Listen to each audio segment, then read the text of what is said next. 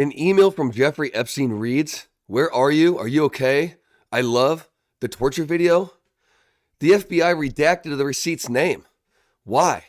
Because he's wealthy, because he's powerful, because the system protects its own. And so today you're going to hear Republicans blame Democrats and Democrats blame Republicans. But Scripture says something different. Our battle is not against flesh and blood, but a united spiritual war, a united front from the heavenly realms. I'm not trying to make this overly dramatic. This is the truth. And this is a very real opportunity we have right now in front of us to open up our eyes and to see the truth. That's been there all along. Evil permeates our society, both sides of the political aisle. And it's time that we call it for what it is. It's deception. So I'm going to share with you some clips. I got 3 clips I want to share with you. I want to talk about it. The first one, I don't even want to say, because it's just, I just want you to see it for yourself. I'll tell you who made the video. It's actually from ASMONGOLD. If you've never heard of him, he's a YouTuber that hangs out in his upstairs and just makes videos about all kinds of stuff. I'm not saying I agree with everything he says. However, the way he puts this, the way he put these emails together and said what he said, it gets a point across. This is evil, evil, evil. And then we're going to talk about and get into some of the politics, but I'm not going to be talking about politics. I only serve one king. His name is Jesus. So hit that like button. Let's reach out to more people and let's get into this together. People going crazy think they found a code word for human. Wait, what?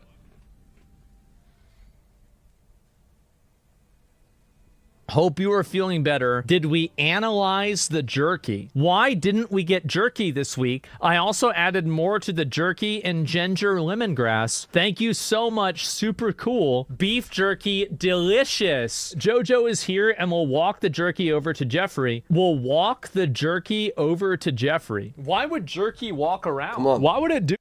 Like, again, I don't. We have to realize that there are people that were hurt bad, all right? Children, okay?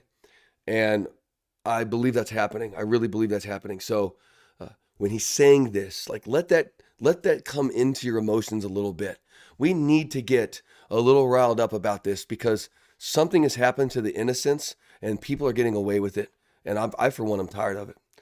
I honestly, this is like a righteous anger that's been building in me. Because I love those who are made in God's image, and I hate evil. That delicious lunch, beef jerky. Steve and I are very grateful above all for your friendship. Some of these emails are so wholesome, aren't they? It's too bad they eat kids. A small insulated bag would be fine. I don't remember checking it. No need for crazy amounts of ice. One should do. There is 1 bag of beef jerky in the fridge. Please get it. Also, Blank has more at her place. Please get it from her as well. I suppose it needs to be in a cold insulated bag. Just wanted to touch base about jerky. JE said he was going to start eating regular food again, so he might be eating less jerky. He said he has 6 bags of it in a downstairs freezer. Why would you freeze jerky? You don't freeze Steve jerky. needs a 6 to 8 ounce portion of jerky. I gave you all the jerky we had, and it lasted only half the amount of time it was meant to. I felt like it was more important for you to have the jerky to eat during my time off. My plan is to make a batch before I leave for LSJ, and some of that will go to Steve, and the rest will go to you at LSJ when I arrive. Little St. James Island. That's what LSJ must mean. So logically, that means that they were doing this off of the island. Steve Hansen is sending... And do you notice the redactions? You notice that the names are covered out, are covered up. We're only going to watch a few more seconds of this, and we're going to get into the next one. Jerky to your attention overnight. I believe it should be enough to get him through. Jeffrey Epstein is asking to bring him more jerky. I'm flying in on Friday. I will bring jerky. Is there a time I could come say hi and drop off the beef jerky? And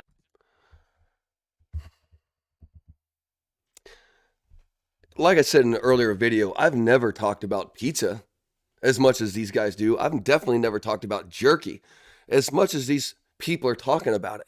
You don't walk jerky. You don't put it in a freezer. It's jerky. It's the point. Like, you don't have to freeze that. You can leave it out because it's cured. It's processed in a way that you don't have to do that. We know what they're up to. So let's talk about what our politicians, what they're doing about it. What are they doing about it? Let's go to this first one here. Yesterday, Congressman Massey and I went to the Department of Justice to read the unredacted Epstein files. We spent about 2 hours there, and we learned that 70 to 80% of the files are still redacted. In fact, there were 6 wealthy, powerful men that the DOJ hid for no apparent reason.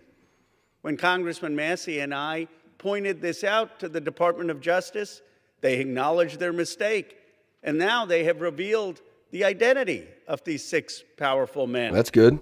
These men are Salvatore Navora, Zorab Mikoladze, Leopig Leonor, Nicola Caputa, Sultan Ahmed bin Sulayem, CEO of Dubai Ports World, and billionaire businessman Leslie Wexner, who was labeled as a co-conspirator by the FBI.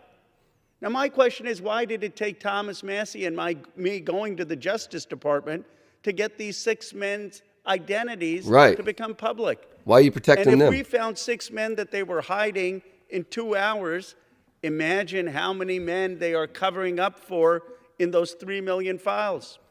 Yeah, let me stop right there. I mean, you got 6 men in 2 hours. That's all it took for 2 congressmen to find 6 wealthy, powerful names that the Department of Justice was hiding. Let me say again, the Department of Justice was hiding these names. Not classified for national security, not redacted to protect victims, hidden to protect predators, potential predators. Let me just say that, potential. And if they found 6 names in just 2 hours, what's buried in the rest of the 3 million pages? Well, here's what we know. 70 to 80% of the Epstein files are still redacted.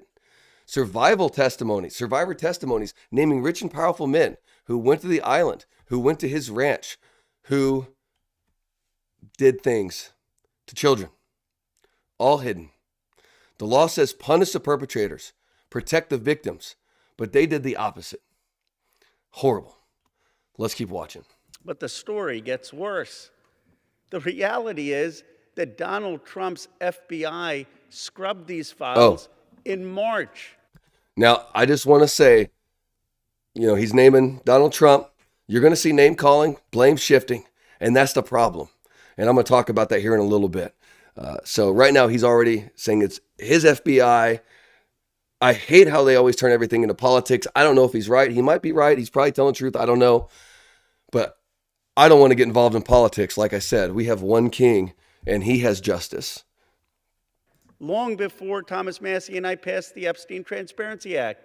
Now, my bill is clear. The Epstein Transparency Act requires them to unredact those FBI files. And yet the Justice Department said to me and to Congressman Massey, we just uploaded whatever the FBI sent us. And guess what? The FBI sent scrubbed files. That means the survivor's statement to the FBI, naming rich and powerful men who went to Epstein's island, who went to his ranch, who went to his home and used underage girls or saw underage girls being paraded, they're all hidden. They're all redacted. It's a little bit of a farce. They're inviting all the members of Congress to go to see the Department of Justice, quote unquote, unredacted files, but they've got all redacted files from the FBI. And it's not the fault of the Justice Department attorneys. They were just told upload things that Donald Trump's FBI had already scrubbed. It's a blatant violation of the Epstein Transparency Act, but it also asks a fundamental question. Who are they protecting? It's a good question. Who are they protecting? The Epstein class, we're going to call it. The people who can accumulate wealth and power and never face consequences. Now, I want you to know something. He is blaming Trump's FBI, but in a moment, you're going to hear the other side blame Biden's DOJ. But I really, like I said, I don't want us to fall into this blame game. Come on. Because if you've been around long enough and are open with what we're continuing to see, this is not about one administration. I will never, ever fall into that. I'm telling you, it's about a system that protects the powerful, no matter who's in office. Proverbs chapter 17, verse 15 says, acquitting the guilty and condemning the innocent. The Lord detests them both. Our God, the God, hates injustice. He doesn't care what party you're in. Let's keep going. Why are they protecting these rich and powerful men, people I call part of the Epstein class? Why are we in a country where there is no elite accountability for people who do the most heinous things? Good question. You have in England the king now calling for an investigation and possible prosecution of his own brother. Yep. You have in Norway the princess who no longer has support to be the queen. And yet in the United States of America, we have someone in the cabinet, Howard Lutnick, who is all over these Epstein files, who allegedly had business with Epstein after he was convicted of pedophilia, and he still is in the cabinet.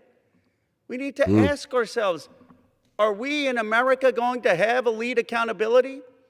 Yeah. Are we going to call on rich and powerful people who broke the law or cavorted with a pedophile, a convicted pedophile? Are we going to call them to account? Are we going to have prosecutions for billionaires who went to this island and either raped underage girls or saw underage girls being and didn't say anything? Are we going to have investigations? I'll tell you what this is about. It's not just about the 1,200 survivors. It's about 2 tiers of justice in America. It's about people who can accumulate wealth and power and don't have to care about the rest of America. They have destroyed so much of this country. Income inequality is at a 60-year high. Workers' salaries are less than they have been for 75 years as a part of GDP. Well, we can pause it right there. And we're going to get to this next video that, I mean, they really go at it in this next one. There is a absolute argument that does not seem like the politics that I would like to see in our country. It's just turned into name calling and blame shifting, like I said. But look, I understand that just because your name is on that list does not make you, a predator. Okay, doesn't mean that you did the things that he's saying that they might have done. But we should at least be asking them questions. We should at least be bringing them in, saying, "What do you know?" under oath. I don't care how much money you got. I don't care who you are. I don't care what your name is. There's victims here. You're going to see some of them, I think, here in this. You're definitely going to see some here in this next video. Like, what about them?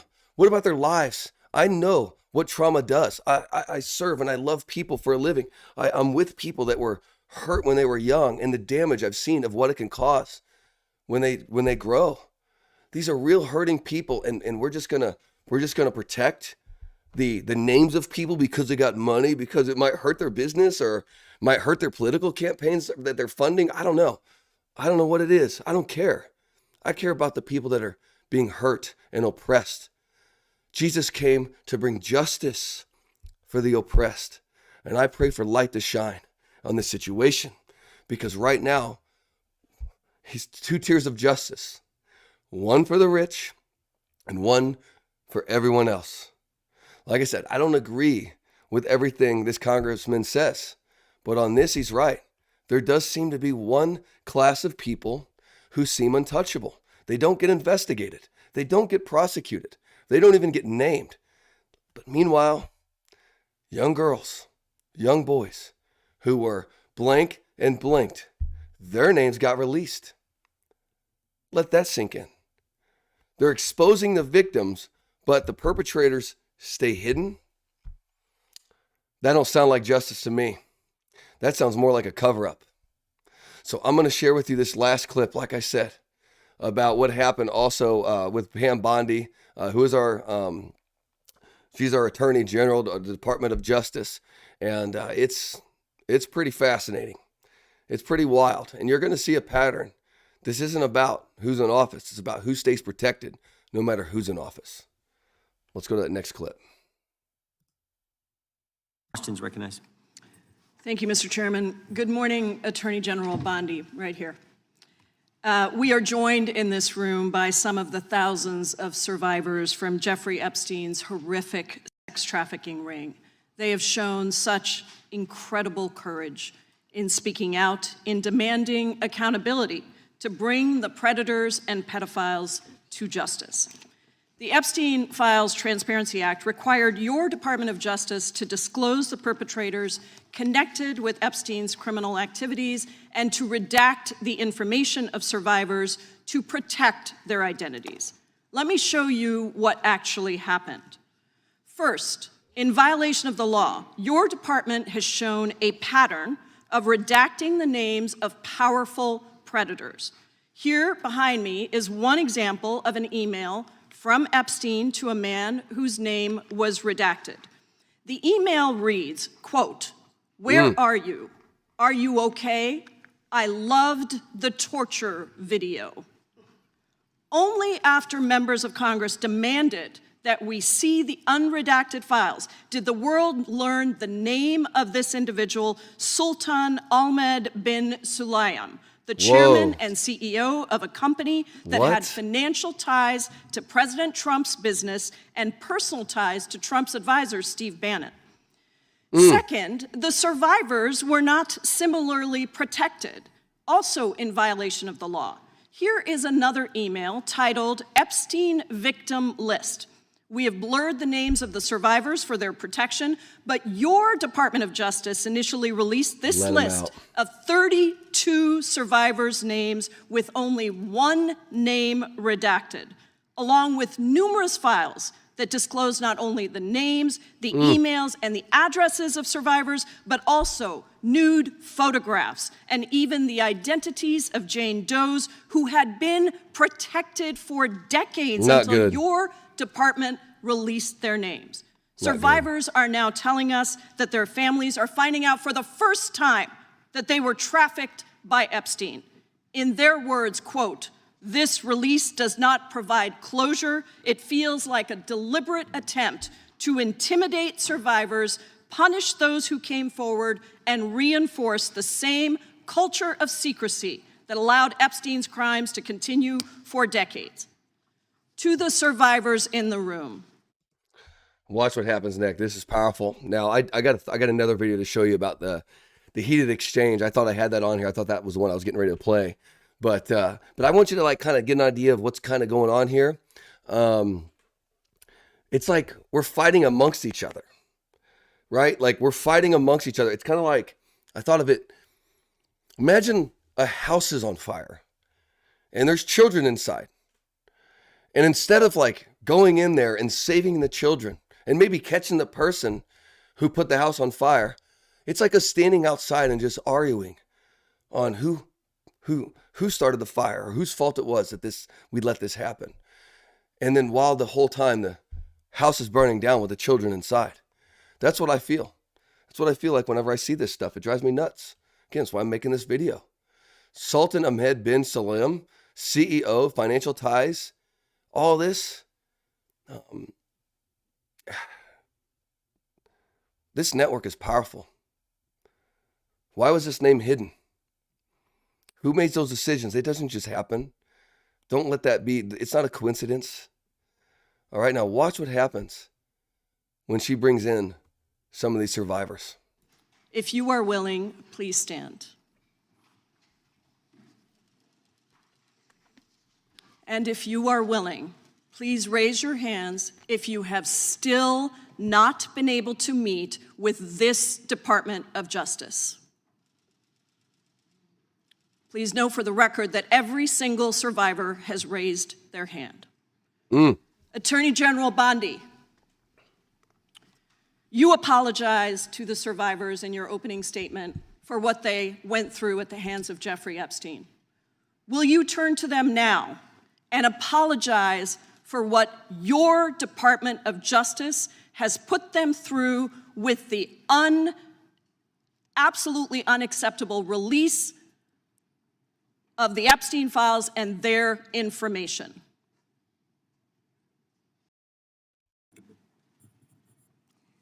Congresswoman, you sat before Merrick Garland sat in this chair twice. Attorney General Bondi, No, can I finish my answer? No, I'm going to reclaim my time because I asked you a specific question that I would like you to answer, which is, will you turn to the survivors. This is not about anybody that came before you. It is about you taking responsibility for your Department of Justice and the harm that it has done to the survivors who are standing right behind you and are waiting for you to turn to them and apologize for what your Department of Justice has done. Members get to ask the questions. The witness gets to answer in the way they want to answer. The Attorney General can That's respond. not accurate, Mr. Chairman. Because she It doesn't is like the my answer. time. So, Mr. Chairman, why I have asked didn't a she ask question. Merrick Garland It just this keeps on going. I am twice reclaiming when he my sat time. And this is what happens. I'm reclaiming my time. They fight, they argue. Why does this got to be so complicated? I don't get it. I don't understand. My And chair. when I I will reclaim my continue to time, answer. it is Mr. Chairman, my the gentlelady's time. I'm reclaimed her not going time. to get in the gutter for her theatrics. The time belongs to the time belongs to Get in the the gutter. gentlelady. The gentlelady has 17 seconds. Thank you. You're not going to answer this question, so let me just Chairman, say I'll this. direct it to What a you. massive No, I'm cover-up. answering a Mr. question. Chairman, will you Chairman. restore her time? The witness I'm is not gonna get in interrupted. the gutter with this woman. Stop the She's time. doing Like, why are we arguing about this? What is the point? Do you see this? Let me know what you think in the comments. Like, what is going on? What phone calls do we need to make? I got an answer, by the way, and I'm going to talk about it here at the end. But I do have an answer for this. It's simple to me. But we make it complicated. Why are we fighting? You know, if all the while the house is still burning down. That's the point. All these people raised their hand and not one of them was able to meet with the Department of Justice. Like, what are they doing? Not one. These are women, children, people who were blanked. Lives were destroyed, who came forward at great personal cost to seek justice, and the Department of Justice won't even meet with them. Do you know who does get a meeting? Ghislaine Maxwell, Trump's deputy attorney general, met with her alone. I'll never forget that, in a maximum security prison. Why were they alone? I'm just asking questions. So let me ask you one. Whose side of the system are we on here? Are we on the side of the survivors or the enablers? I'm going to share with you one more video, and I want to hear your thoughts on it, about kind of what's going on, because she did not, in the end, turn around and apologize for anything. I'm not saying she had to, I guess, because the way that the apologies was framed. But man, I would take that opportunity and say, hey, I see you. I hear you. Let's get together. Let's go talk now. Let's stop this hearing. I want to hear. In fact, I not only want to hear it, let's record it. And let's make sure that people that need to hear this so that we can have justice, so we can bring those evil people to justice. So real quick, I'm going to play one more video. I didn't actually have it ready, but I want to find it for you. All right, here we go. Is recognized. For 5 May I minutes. respond very briefly to her statement? Well, I think we can do that Okay. probably on Next. one of our Oh, members' time. Okay, thank you. I don't want that to get away. Thank you. Yep. Thank you, Mr. Chairman. Behind me, I have 3 documents from the DOJ production that are emblematic of the massive failure of the DOJ to comply with the Epstein Files Transparency Act. To my right is an email that was sent by the victims' lawyers to the DOJ. It was a list of names not to redact. A list of names not to release. Not to What did release. the DOJ do with this email? They released this email in the document production. Literally the worst thing you could do to the survivors, Yep. you did. And they're getting phone calls. A lot of these people didn't want to be known. And we know you touched the document because you redacted one name and you redacted the lawyer's name, but you left the survivor's name there. The next document I want to show you, that was in the title, the victims' survivors' names, all right? The title of this one is Child Sex Trafficking, Co-Conspirators, fully redacted. And by the way, I don't get that. I'm going to unredact them here. Lex Wexner, powerful man. Les Wexner Powerful. is in this. Now, your your deputy attorney general said, oh, well, he appears hundreds of times in the files, but he doesn't appear in this file until I forced you to release it, where he's listed as a co-conspirator, not to tax evasion, but to child trafficking, not to prostitution, not to money laundering, child trafficking. And then finally, what we have here is the third exhibit that I have is emblematic of the FD 302 release. These are the documents that we need that you're holding on to and over-redacting because they have the names of the men who are implicated. How do we know? Because the survivors gave testimony to the FBI, and it's in there. And what happens when you go to the portal at the DOJ to look at what's behind this redaction? Another redaction. So we can't even see them. And then there's some of these files you've pulled down from the website that we will never see We got to expose this. because we What's can't going search on? the redactions. This is crazy. So I have several questions for you. Who's responsible? Are you able to track who in your organization made this massive failure and released the victims' names? Are you able to track who it was that obscured Les Wexner's name as a co-conspirator in an FBI document? Do you have that kind of accountability? That's a good question. As far as, I believe Wexner's name was listed more than 4,000 times. Yeah, I already told you that. This is where he's listed as a Can I finish co-conspirator. my I wish they would let him answer? talk, though, you know? Come on, let me finish my answer. We corrected that within 40 minutes. He was already, you're acting like everybody's trying to cover up Wexner's name. Reclaiming my time. I'm going to answer this question. Reclaiming my time. He It's- was, Mr. this Chairman, isn't how this works. Can I have my time He back? was, Mr. Chairman, The gentlelady can give her answer. The time belongs to the gentleman from all right, Kentucky. I'm reclaiming my Can time. I give my answer? So Yes. I'm going to put the language of the bill up on the screen. Chairman, because I may I have give my another answer question. on that? If- Here's- It's a political the question. joke, and I need to give my answer Yeah, on that. we'll let the Attorney General respond, and then the gentleman can move to his Chairman, next question. it's my time. Within 40 Chairman. minutes, you asked me a question. You can give Within me- 40 minutes, Wexner's name was added back. Within 40 minutes You of me catching you red-handed. Red hand, there was one redaction out Where of he's over listed as a 4,700, co-conspirator. Okay. and we invited what? you Show in. the video. This Show the guy video. has Trump derangement See, syndrome. that's- He needs that's- to. You're a failed politician. Gentlemen, You need That's where it blows up. Like, why do we got to label people Trump derangement syndrome or, I don't know, the name calling thing? The house is burning down. Children are inside. And we're just fighting. Like, we're supposed to be bringing up the next generation, and this is what they're seeing? A massive cover up? People protecting the rich and powerful while the innocent are hurt? I mean, everyone blaming each other. Here's my question. Are we going to allow this to continue to go on? If both sides agree that there's a cover-up, then why are we spending all of our energy blaming each other instead of fixing it? I don't want to watch anymore. You get the idea. I want to bring this home. You just watch what happens in our government committee meetings. People that are elected, people that are there to help enforce justice, to make sure that the perpetrators come to justice and the victims feel like they're supported and things are made right, at least to the most ability that we can. I mean, you can never make that really right. There is a cover-up. There is a two-tier justice system. There are powerful people getting away with horrific evil. But here's what they both get wrong. And I'll never change on this. This is not a political problem. This is not a left-right issue. It's a spiritual one. Ephesians chapter 6, verse 12. For our struggle is not against flesh and blood. It's not against our Democrats or Republicans. It's not against people, but against the rulers, against the authorities, against the powers of this dark world, against the spiritual force of evil in the heavenly realms. Like those aren't just words written on the Bible. Like, this is truth. It's a spiritual battle that happens behind the scene. The enemy is not Trump. I don't care how much you hate him. The enemy isn't Biden. I don't care how much you think he was wrong and did a bad job. The enemy is a demonic system that exalts wealth, protects power, and sacrifices the innocent.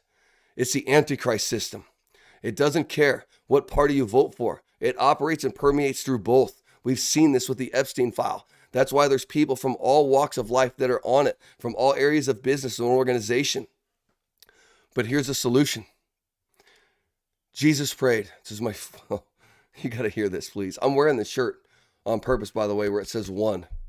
I'm wearing this on purpose. If you're my brother or sister in Christ, I don't care who you vote for in this world. I just don't. Jesus called us to be one. He prayed this to the Father. He prayed, my prayer is not for them alone, speaking to the Father, but I pray also for those who will believe in me through their message. Talking about those that will believe in him through the disciples preaching. That's me and you. That all of them may be one, Father. Just as you are in me and I am in you. May they also be one. May they become in perfect unity. Perfect unity. I and them and you and me. May they also be in us. You know why? You know why he prayed that prayer for unity? He said, so that the world will know that you sent me and love them, even as you love me. God loves everyone. Our Father in heaven gave it all because of how much he loves us. Jesus prayed for unity so that the world would know this great love of God. He didn't pray for political unity. He didn't pray for partisan unity. He prayed for unity in himself, unity in Jesus, the truth, unity in justice. Church, if we're going to see real accountability, we have to stop playing their game. We have to stop letting them divide us along party lines while they protect each other behind these closed doors. We have to stand together for the survivors. We got to stand together for truth, for righteousness. Now is our time. If you're watching this and if you've never surrendered your life to Christ, this is what it all matters. This is what matters the most. Truth, justice, love, mercy, grace, forgiveness. The reason there's so much evil in this world, the reason why powerful people can do these things to children, get away with it, is because we live in a fallen world, a world that's infected by sin. And sin doesn't just hurt us individually. It corrupts every area of society and corrupts our systems, our governments. It corrupts the human heart. But Jesus came to break this power of sin and bring light into the darkness. One day, everything that's hidden is going to be revealed. Every secret comes to light. Every person, I don't care who you are, rich or poor, powerful or powerless, you're going to stand before a holy God and give an account. So make a decision today to stand on justice. Let's pray together as a church. Let your kingdom come. Let your will be done here on earth as it is in heaven. Bring justice to the oppressed. Set the captives free. Bring more people to your eternal life, O Christ. Set them free. Let's join together as a church. Let's not divide on politics and let's not divide on denominations. Let's come to Jesus. Let's lift him up, as the Bible says, as Jesus said himself. I will be lifted up and I will bring all men to me. He's all that matters. If you've never given your life to Christ, come on, read a Bible. Go to someone, ask them about Jesus, ask to hear their story. Read about Jesus yourself from the Bible. Read John chapter 3, read John chapter 4, read John chapter 15. My goodness gracious, he is filled with love and he's calling you. So make a decision. Let's not be sidetracked to these arguments. Let's not get caught up in politics. Let's follow Jesus, the King of Kings and the Lord of Lords. Thanks for being with me, my friends. Try not to make these videos too long. This one went a little long, but I just wanted to get this off my chest and kind of be with you for a little bit on this. Let me know where you stand. Let me know what you think in the comments. And again, hit that like button. Let's get this out to more people and subscribe to Truth Be Told. I'd love to have you with me on this journey because we're not stopping. We're going to keep going and we're going to be in public and we're going to keep lifting up our voices and shining light in that darkness for those that are oppressed, because that's what Jesus did. We'll see you next time, my friends. I love you. Truth be told.